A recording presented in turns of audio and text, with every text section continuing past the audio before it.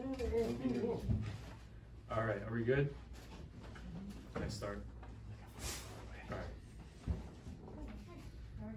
First and foremost, I want to thank you all for taking the time to join me. It's been a pleasure doing my clinical rotation here. It's kind of like a bittersweet feeling for me, but let's not get into that right now. For those who may or may not know me, Emma, my name is Mohammed Ibrahim, government name. I'm a student physical therapist at Rutgers University. I'm finishing up my last rotation here with you guys.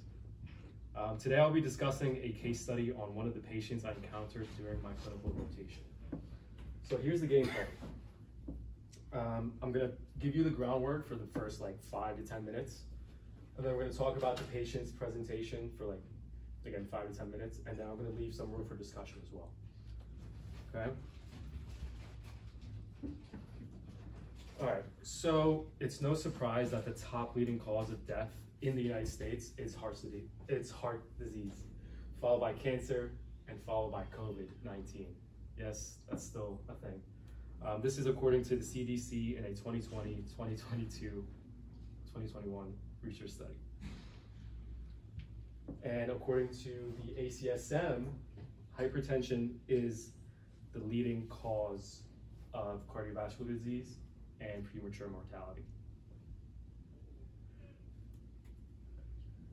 Now, nearly half of the United States population has hypertension, and that's roughly around like 120 million people.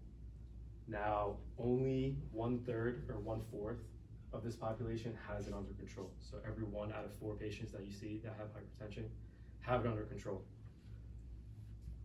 And 2/3 of this group, roughly around 23.4 million, have blood pressure readings of over 140 over 90. Looking at this figure together, we can see that it illustrates the number of US adults aged from 18 and older who require interventions and blood pressure control throughout their lifetime. So as you can see, it's kind of like an 80-20 rule kind of thing. So you can see like 80% of the people that are recommended interventions are recommended to do lifestyle modifications in combination with medicine, but only about like roughly 20% have their blood pressure under control.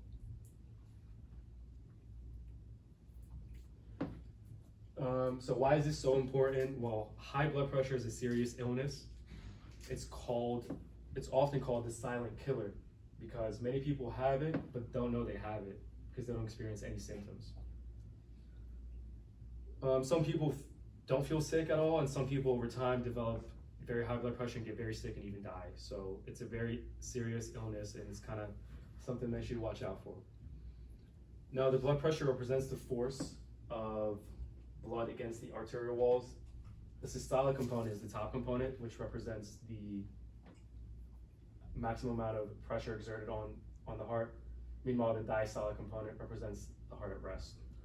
In patients with hypertension, increased forces may cause damage to the arteries, increasing the risk of more serious comorbidities such as a stroke or a heart attack. Also, a very important concept is to kind of understand the equation of blood pressure, which is cardiac output multiplied by total peripheral resistance. Cardiac output is the product of heart rate and stroke volume. Meanwhile, total peripheral resistance is the pressure exerted on the peripheral blood vessels or arteries. And this is controlled by 2 components, or 2 mechanisms, the autonomic nervous system and the hormonal system. And then hypertension appears to be the result of lifestyle factors such as diets high in salt, fat intake, excess body weight, and physical inactivity. Here's a really good video that I want to share with you guys. Just a minute long, kind of summarizes everything that we just mentioned.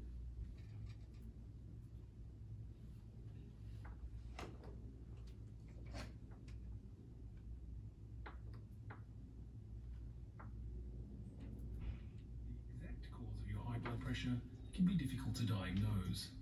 It's a result of the complex interaction between your lifestyle and genetics and other factors which together affect your blood pressure. Regardless of the cause, high blood pressure means your heart is pushing harder to get blood around your body. The bigger push gives your heart and the blood vessels a bit of a workout, As a result, the arteries bulk up, further restricting blood flow and worsening the problem. And it's this increasing pressure on the blood vessels that's the big concern. Eventually, it can cause them to thicken to the point where they become blocked or burst. A burst or blocked artery means blood can't get through. The cells on the other side won't get oxygen and will be damaged. In your brain, this may mean a stroke. In your heart, a heart attack. In your kidneys, wastes and extra fluids are not removed, which has serious heart and health implications. But because high blood pressure doesn't usually cause symptoms, many people may not know that they have it. So get it checked, and with help from your doctor, you can take the necessary steps to get it under control.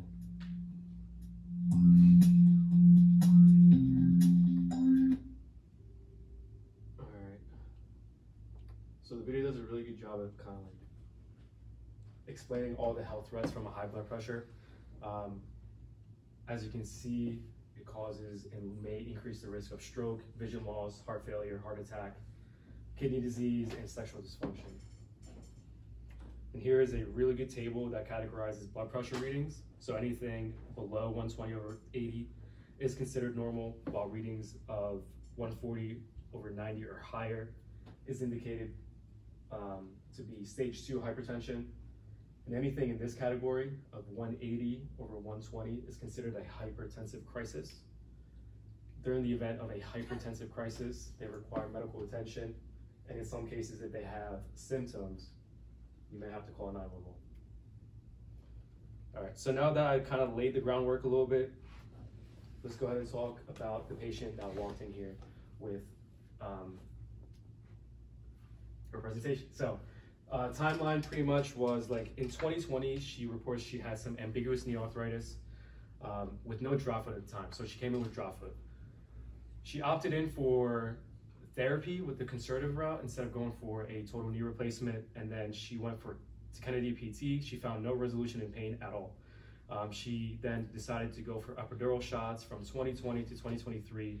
She started to kind of go for shots. After the third one, she started to experience several falls, which she initially attributed to old age, but then slowly realized it was likely due to her inability to lift her right foot.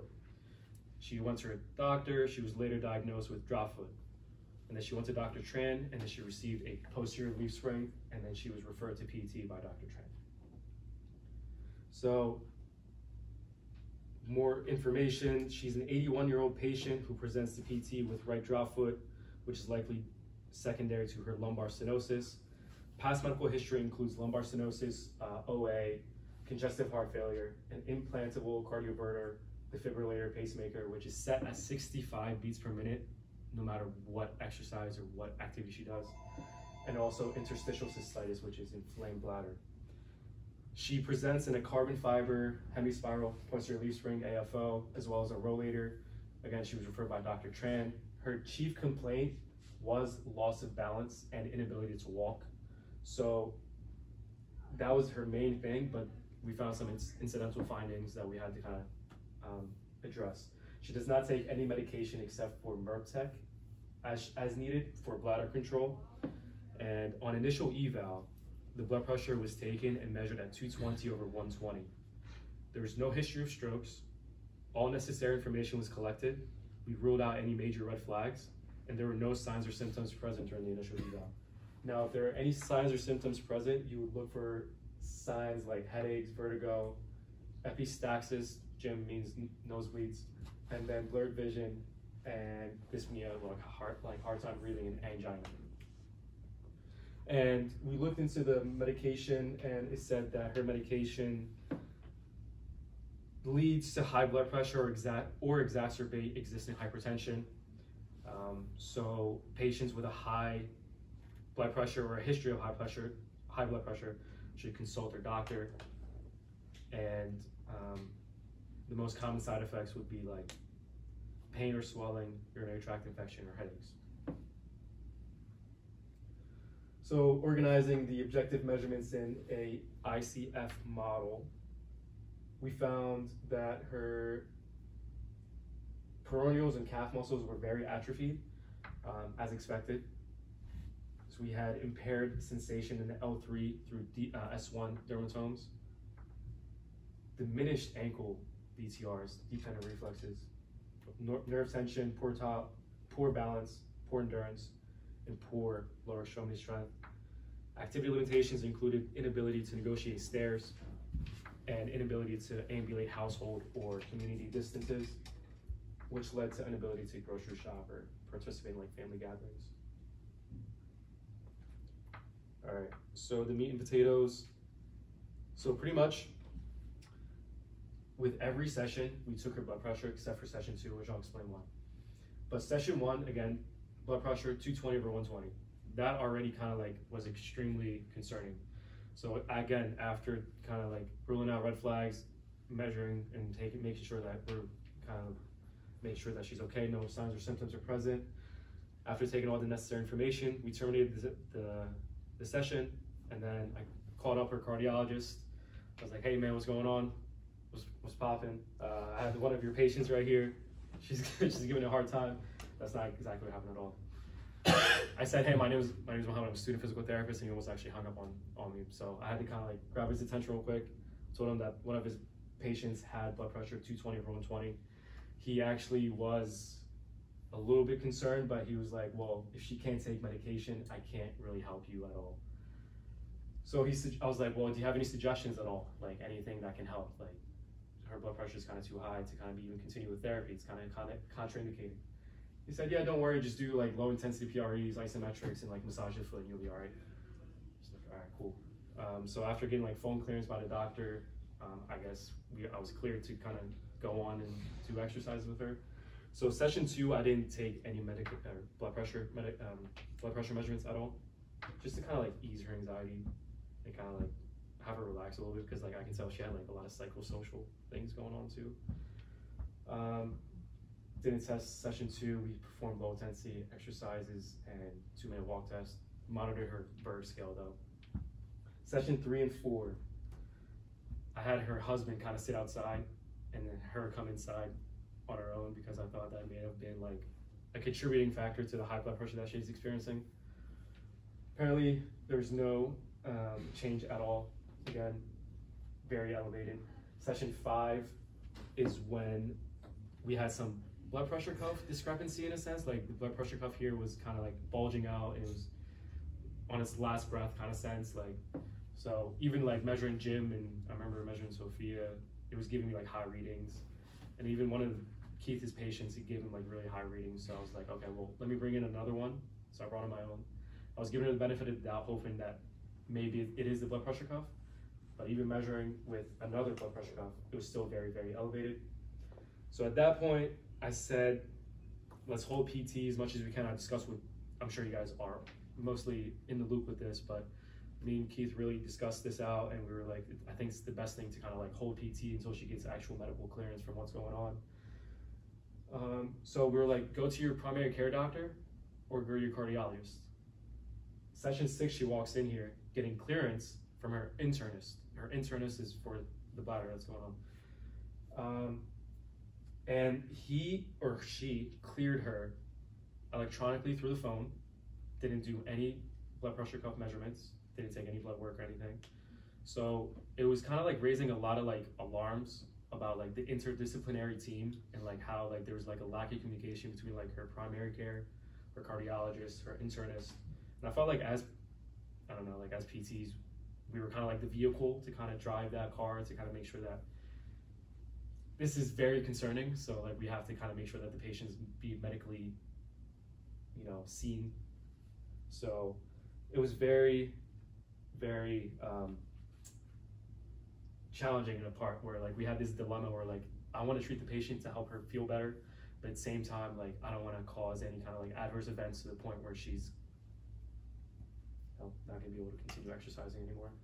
So, but if you have a patient that presents to PT with hypertension, here are some contraindications for exercise. Here are absolute contraindications. Here are some relative contraindications. As you can see, blood pressure is a relative contraindication. Anything above 200 or 110 is a relative contraindication, meaning that it can be superseded if the benefits outweigh the risk of exercise. In some instances, individuals may be exercised with caution or using low-level endpoints, especially if they are asymptomatic at rest. And here's a really good provider algorithm for patients that have high blood pressure. She fell in this category of 180 over 110. So we informed the patient on the readings, got medical compliance if appropriate, contacted her doctor on several points. And then we're waiting on the doctor to kind of give us the green light, the actual primary or cardiologist. And we're just holding PT at the moment. Again, we monitored her vitals with every session, and then we also looked and educated on the Berg scale. Again, heart rate was preset at 66 beats per minute or 65 beats per minute all the time, no matter how much exercise, how much activity. Again, remember the equation. It's heart rate times stroke volume times total peripheral resistance. So the heart rate is consistent, it's a constant. And then it's gonna be like stroke volume is gonna be pumping too hard, and then it's gonna lead to high blood pressure. And respiratory rate was very, very labored with the least amount of exercise. Quantifying that into the MET level, she was like in the first category, where like anything above like a 1.5 MET level, she was just absolutely fatigued and gassed. Okay, so you're like thinking like, okay, well she's in here for drop foot, why don't you just kind of like stim the, you know, tiband or the peroneals and kind of just have her do like some dorsiflexion exercises. That's a really good idea. Now, she was very hesitant to use the E-stim, secondary to fear of aggravating pacemaker. Did some research, is it contraindicated? Apparently it's not. It's actually safe to use E-stim to help drop foot in patients with pacemakers. However, we have to consider the patient considerations. She wasn't comfortable at all putting any kind of like E-stim on her body. So in order to kind of like practice our evidence-based practice to the best of our ability, we have to consider patient values. So here's a summary slide, just summarizing everything we just talked about, or I just talked about. Again, she's 81 years old, she's a female, very complex past medical history. Previous treatments was like PT and epidural injections, lifestyle, very sedentary and deconditioned. Key findings, elevated resting blood pressure at every session. Tech is the only medication that she's taken and willing to take. And she was asymptomatic. So we conclude by saying that ACSM guidelines are saying that it's contraindicated to exercise above this blood pressure. And at the moment, we're holding PT. And so she gets proper medical clearance. So now I want to open the floor up for a discussion, any questions, any comments, anything that you guys have in mind throughout everything. And then I have some fun facts, but I'll just leave this up here for now. Well, I thought it was interesting that the doctor cleared her without, like in the initial part of that slide you had there, without actually like talking to the patient or having them come into the office. Yeah. Which is concerning because like they may have information that we don't know. Yeah. That they're just not communicating with us, or they're just not concerned at all. Yeah. So I think it's like there's a thing with like some other practitioner. There's a red flag in the patient. I also see like red flags with another practitioner. For example, if like a surgeon returns to score an ACL without doing one damn test on him, it's like, to me that's the red flags of the ACL surgeon. Of like, you know what you're doing, you don't have like a, you know. So that's something to think about is like with the cardiologist, are they good, are they bad, are they giving them good? He's telling you can exercise, but like, okay, we do it, but like whose license on the line? Yeah. Not his, or hers, or it's yours or Keith's, you know? Yeah. So does this patient monitor her blood pressure at home? So she, what you get and why? And... Yeah, she does monitor at home. She has like one of those like wrist blood pressure cuff ones, and she says it's normal. She says it's like 120 over 80. So you think it's fair that that's just what she told the doctor on the phone when they called? Yeah. Said, oh, I take it here all the time and it's fine. Yeah. And your doctor probably said, okay, well, yeah, I don't see an issue. Yeah. But like that's the thing that's kind of like making me go crazy in a sense where like, okay, if it's that normal at home, why is it so high here? I usually recommend my patients to bring their unit in just so I can double check, make sure that they're not lying to me. Yeah. Patients will tell you anything. Yeah. And to make sure that it's calibrated properly. Right. Using it appropriately. Like I had the conversation with her about like holding it up to her heart when she uses it. 'Cause it's supposed to deal with those wrist ones. Yeah. What kind of reading do you get if it's too big? Low, right? Low reading? Right. Yeah, So that's, to Lindsay's point, that's right. Mhm. They should probably bring it in. Yeah. Why didn't you want to take her meds? She doesn't want to take any meds because she feels sick like a dog when she takes any medication. It's a different kind of sickness, you don't take it. What's Yeah. the alternative, you know? Yeah. What was her response to you telling her she couldn't continue here? Well, that's the thing. She's very motivated to continue doing physical therapy, but because she's not getting medical clearance, I figured it would be best to kind of just hold PT because she wants to come in here and get better. But I keep telling her, like, with every session, I keep educating her, like, hey, like, you need to go follow up with your doctor. You need to go follow up with your doctor. Get clearance. Does she see the value in that? you She think? After like the end of your conversation? she verbalizes understanding, but she just doesn't seem medically literate enough to understand. I Like, just wonder if she's gonna like go somewhere else. Won't take her. blood pressure. probably. But Scary. Well, it sounds like you did a great job educating her and taking your time with it. It's important. What would you consider proper medical clearance? Because it sounds like you had a cardiologist and internist both clear her for physical therapy. well, here that's a good point actually. Her cardiologist wasn't actually her primary cardiologist. It was a cardiologist that was filling in that day. So even the man that was filling in that day wasn't fully aware of the patient's case, and we tried to reach her cardiologist on multiple days, multiple occasions, leaving messages, no answer. So to add on to what Mohammed's saying, talking to the cardiologist office yesterday, they had made a note that the cardiologist called the patient after I had left the voicemail to the doctor to give us a call.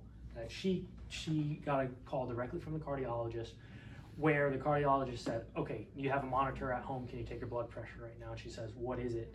Well, 120/70. Okay, I don't see any issues. Right. Another thing too, the primary physician is prescribing her medication in which the cardiologist has already said that might not work for you. And this was, oh my gosh, I forgot the medication, but she was taking it previously. She had an adverse response, but the primary continued to prescribe that to her as well. So the discussion between the primary and the cardiologist, I don't think is there.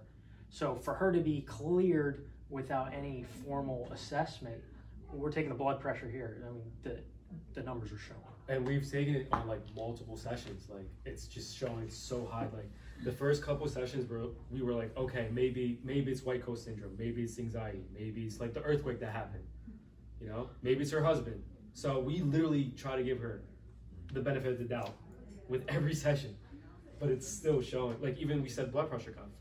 Oh, sorry. Yeah, go ahead. Does she have like an appointment, like to go in person to see them? Well, we tried to get her. Even one day I was under Sophia's supervision, we wrote her like a case note to go in.